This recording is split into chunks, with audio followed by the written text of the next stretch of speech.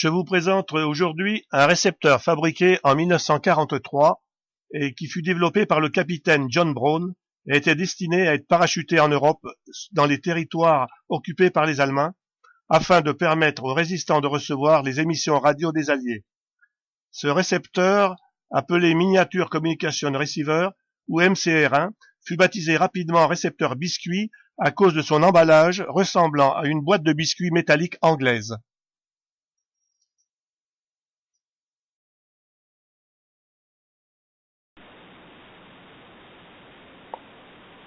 Pour tromper l'ennemi, les numéros de série ont été augmentés volontairement.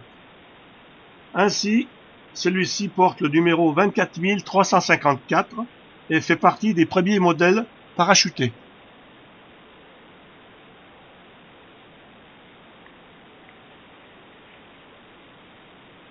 La réception peut varier de 150 kHz à 15 MHz en 4 gammes. Le changement de gamme se fait par des modules enfichables et chaque module porte une étiquette graduée qui donne les différentes fréquences que l'on choisit grâce au bouton Tuning gradué de 0 à 180 degrés.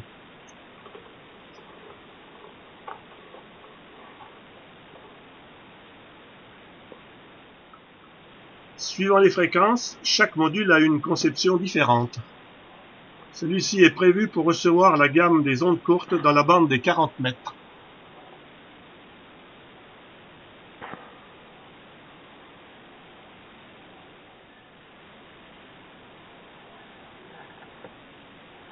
Ce récepteur très léger fait environ 1,250 kg.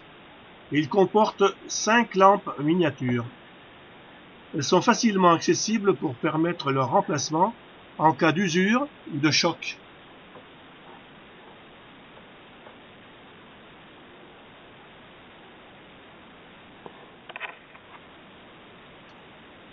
Le MCR1 fonctionne avec un casque d'écouteurs. Il comprend une prise d'antenne et celle-ci est composée d'un long fil d'une dizaine de mètres.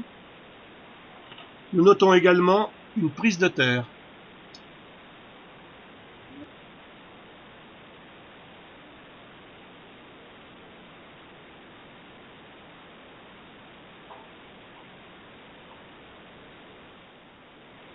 Ce récepteur fonctionne soit sur une batterie ou soit avec une alimentation extérieure, délivrant 90 volts en haute tension et 7,5 volts en basse tension.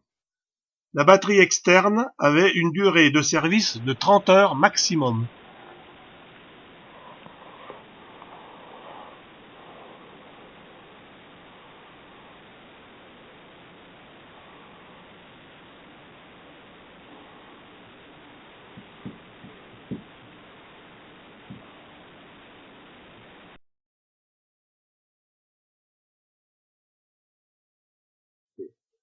Ce récepteur de 1943 a été repeint en kaki et les modules ne sont pas d'origine. Je lui ai adjoint une alimentation bricolée par mes soins. L'antenne est branchée, les écouteurs aussi. Mise en marche et miracle. Le biscuit fonctionne encore 73 ans après. Tout est d'origine, les tubes électroniques ainsi que les composants. J'ai juste refait le câble d'alimentation. Bon matériel, n'est-ce pas ?